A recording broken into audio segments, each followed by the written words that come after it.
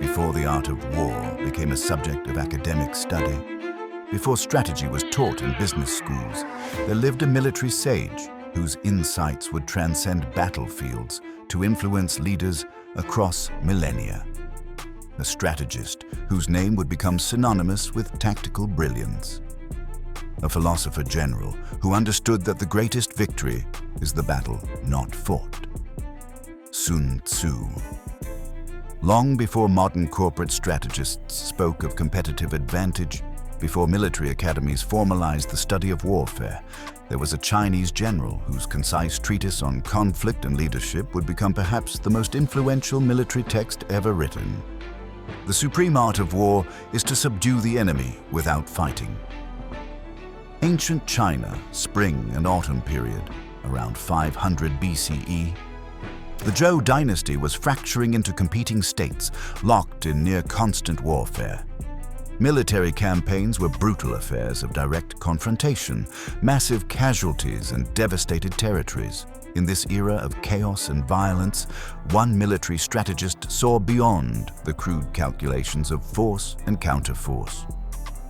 Sun Tzu, whose very existence has been questioned by some historians, emerges from the mists of time not as a conqueror who subjugated vast territories, but as a master strategist who understood that true victory comes from psychological dominance, positional advantage, and the wisdom to avoid unnecessary conflict.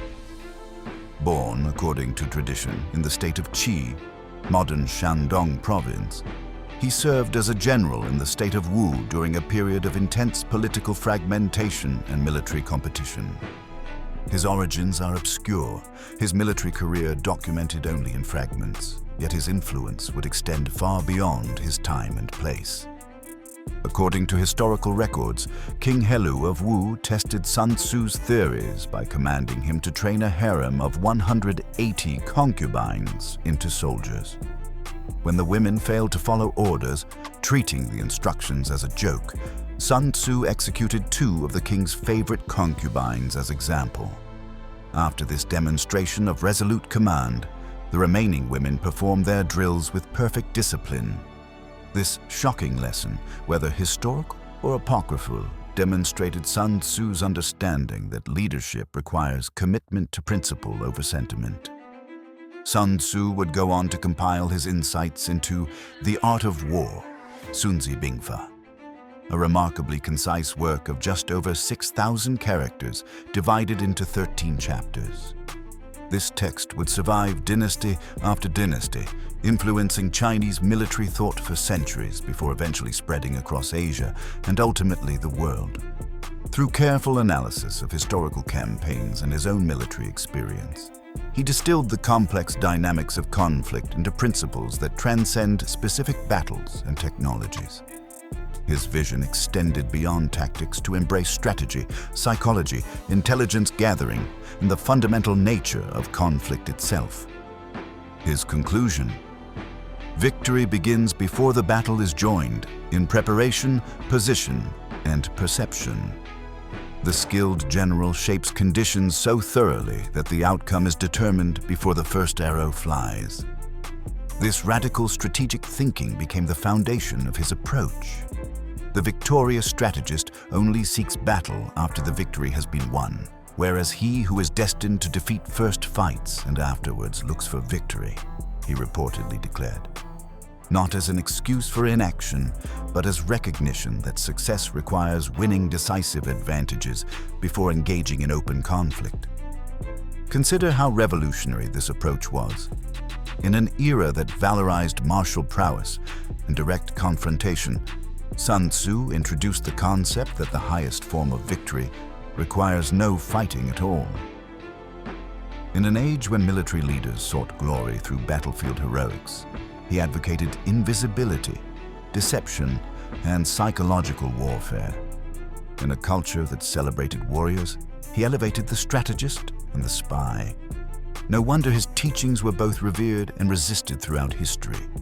Ask yourself, when was the last time you achieved your goals without direct confrontation? When did you last prepare so thoroughly that challenges resolved themselves before becoming crises? How often Do you seek victory through positioning rather than through force? Sun Tzu's first lesson. True strategic genius lies in winning without fighting.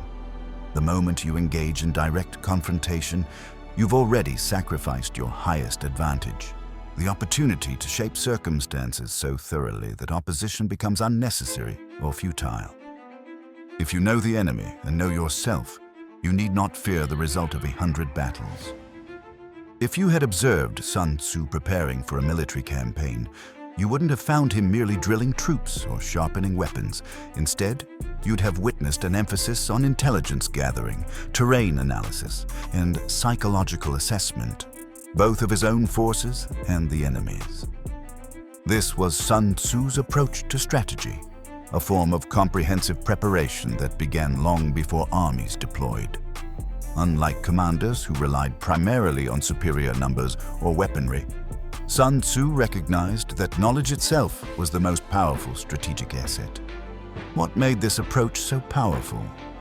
Unlike more conventional military thinking focused on direct application of force, Sun Tzu wasn't primarily interested in overwhelming opponents through superior strength.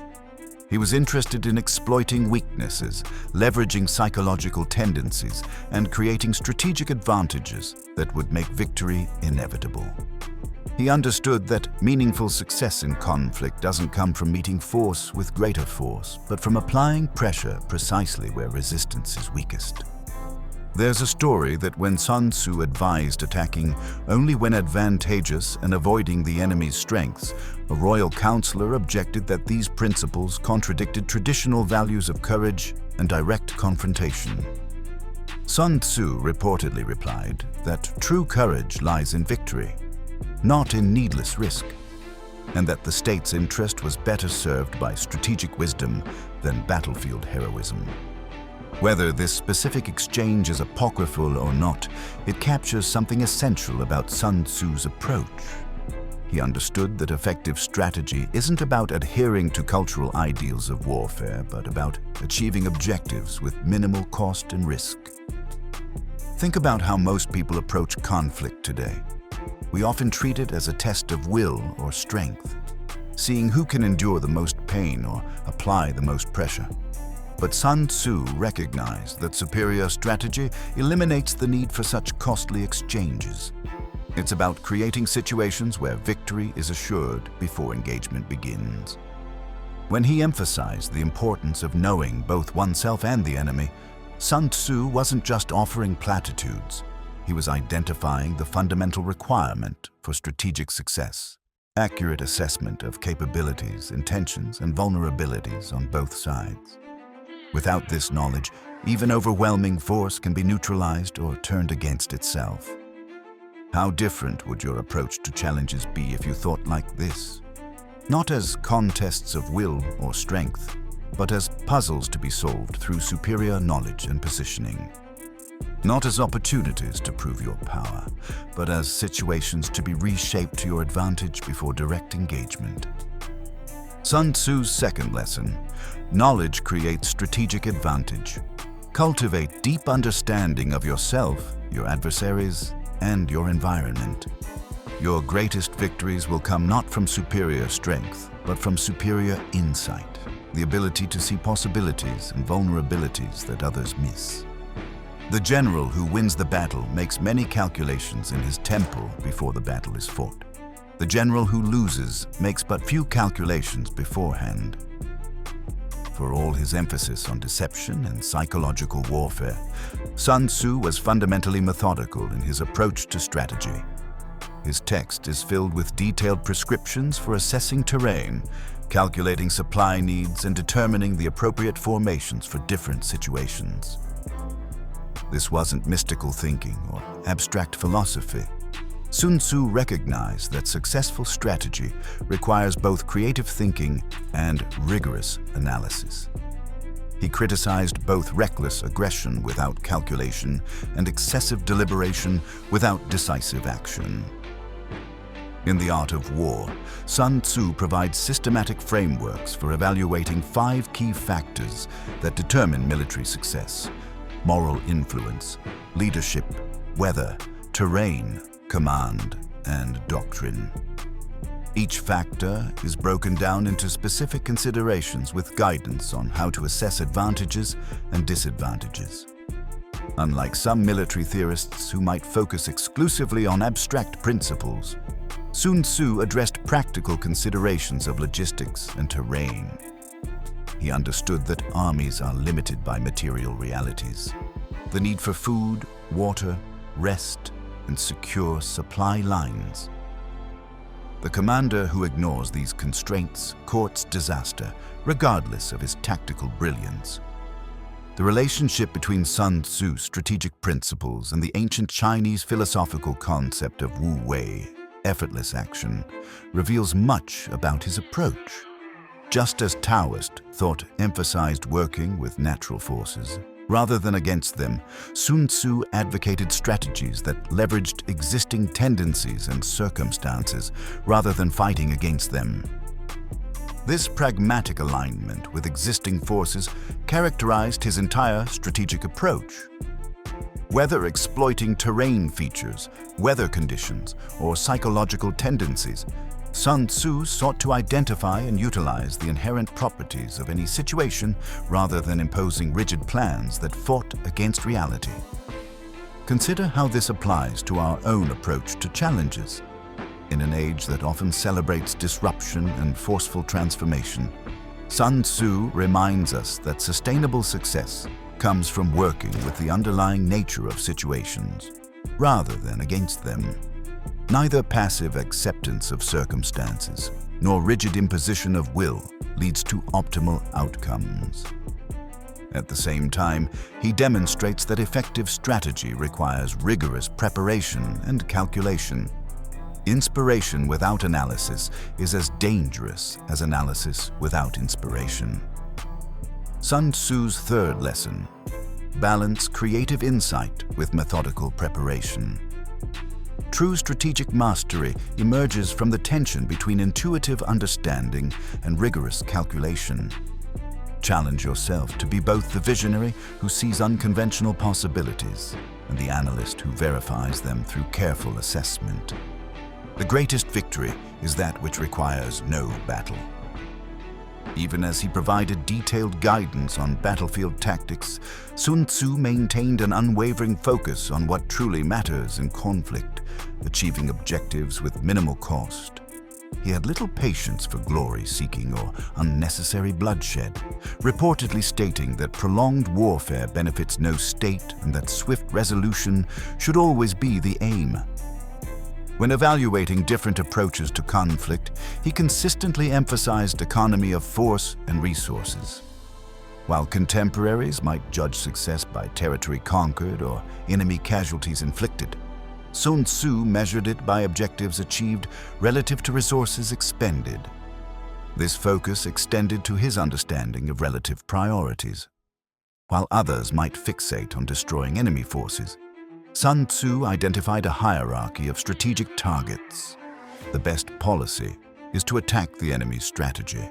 Next best is to attack his alliances. Next to attack his army. And the worst is to attack walled cities.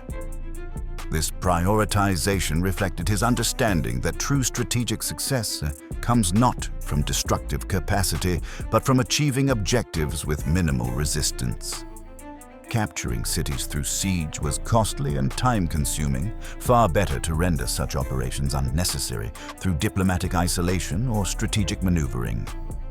Sun Tzu's principles of water, formless, adaptable, seeking the path of least resistance yet capable of overwhelming force when concentrated, epitomized his approach to applying power. Like water, strategic action should flow naturally toward vulnerability, rather than crashing directly against strength. Yet Sun Tzu wasn't a pacifist or idealist. He understood the occasional necessity of direct conflict and provided detailed guidance for such situations. However, he viewed battle as a last resort, evidence that more elegant strategic solutions had been overlooked or were unavailable. How might this perspective transform your own priorities? In a world that often celebrates confrontation and dominance, Sun Tzu invites us to ask, What truly constitutes success in any competitive or conflictual situation? Is it defeating opponents or achieving objectives? Is it demonstrating superiority or securing desired outcomes with minimal cost and risk? Sun Tzu's fourth lesson: focus on efficiency over force. Distinguish between impressive displays of power and truly effective strategy. Material resources and human lives have finite value. The strategist who achieves objectives while preserving both serves their cause best. Be extremely subtle, even to the point of formlessness. Be extremely mysterious, even to the point of soundlessness. Thereby you can be the director of the opponent's fate. Perhaps Sun Tzu's most enduring insight was his understanding of psychological manipulation in conflict. While physical confrontation was sometimes necessary, he recognized that shaping an opponent's perceptions and decisions often rendered such confrontation unnecessary or predetermined its outcome. This sophisticated psychological approach wasn't mere deception or trickery.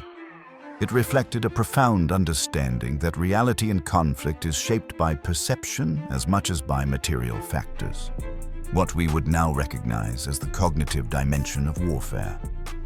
Consider his approach to deception. All warfare is based on deception, Sun Tzu famously wrote. But this wasn't simply about lying.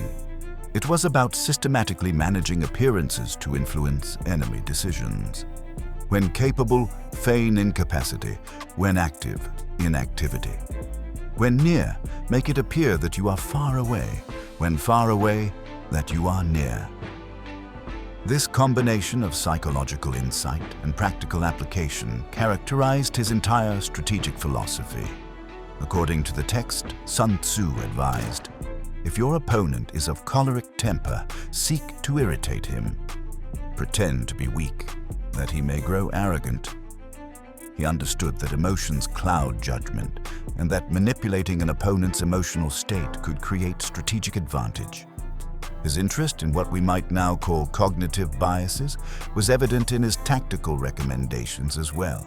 He recognized that humans naturally interpret patterns based on past experience and can be misled through the careful manipulation of these expectations.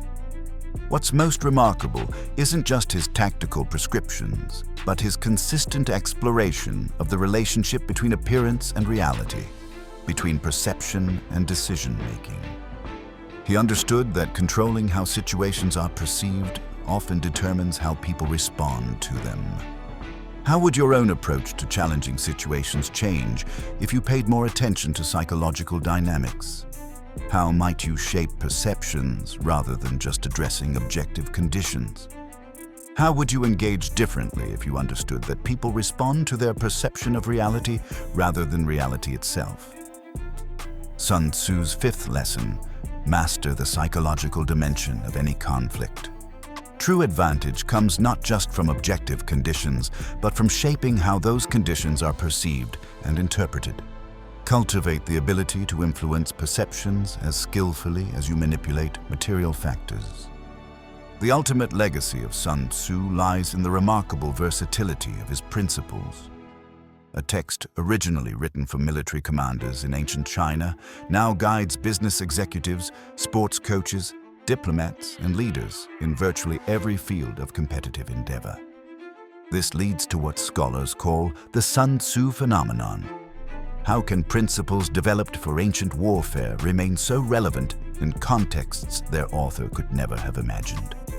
How can such concise guidance, the original text is shorter than many modern business memos, contain insights profound enough to influence strategic thinking across millennia? In a sense, this timelessness perfectly embodies Sun Tzu's genius. He wasn't concerned with specific weapons, formations, or tactical doctrines that would inevitably become obsolete. He was concerned with the underlying patterns of conflict and competition that transcend particular technologies and contexts. When he wrote about the 5 fundamental factors of warfare: moral influence, weather, terrain, command, and doctrine, He was identifying variables that would remain relevant across time and place, even as their specific manifestations changed dramatically. The terrain of cyberspace differs from mountainous borders, but the principle of leveraging environmental characteristics for advantage remains constant.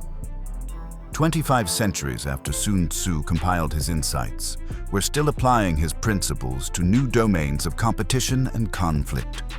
Corporate mergers and acquisitions, international diplomacy, athletic contests, and even interpersonal negotiations continue to follow patterns he identified in the earliest surviving treatise on strategy.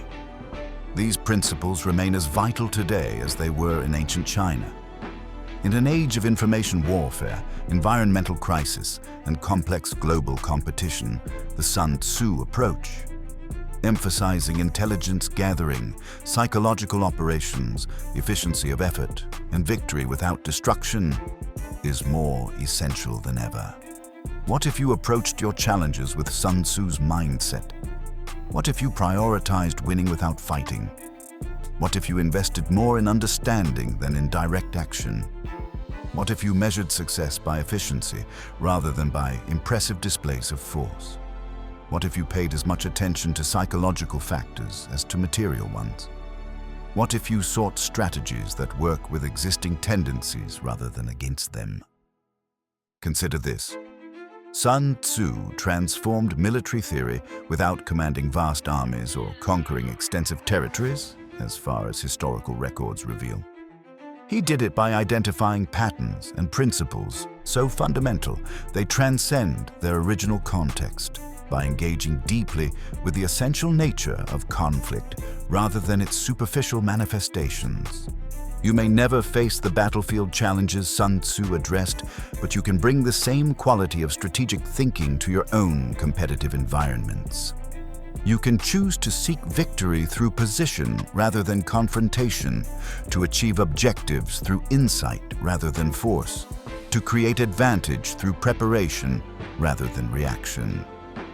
Sun Tzu described the masterful strategist as serene and inscrutable, able to see possibilities others miss because his mind remains calm and clear, while others are clouded by emotion or convention.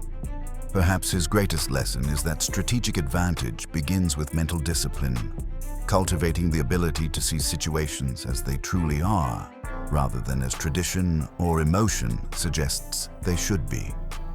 Remember, the goal isn't to become Sun Tzu, but to follow his example by developing your own strategic insight through careful observation and rigorous thinking. If you found value in today's exploration of Sun Tzu's wisdom, consider how you might apply these 5 lessons in your own life. Seek to achieve objectives without direct confrontation whenever possible, recognizing that the highest form of victory requires no battle. Invest in deep knowledge of yourself, those you interact with, and the environments in which you operate. Balance creative, strategic thinking with methodical preparation and analysis. Focus on efficiency over impressive displays of force, measuring success by outcomes achieved relative to resources expended. Develop awareness of psychological dimensions in any competitive situation, recognizing that perceptions often determine decisions. Pick just one of these principles to practice this week. Notice how it changes your approach to challenges and competitive situations in your professional and personal life. Until next time, learn from the past to create an extraordinary future. The supreme art of war is to subdue the enemy without fighting.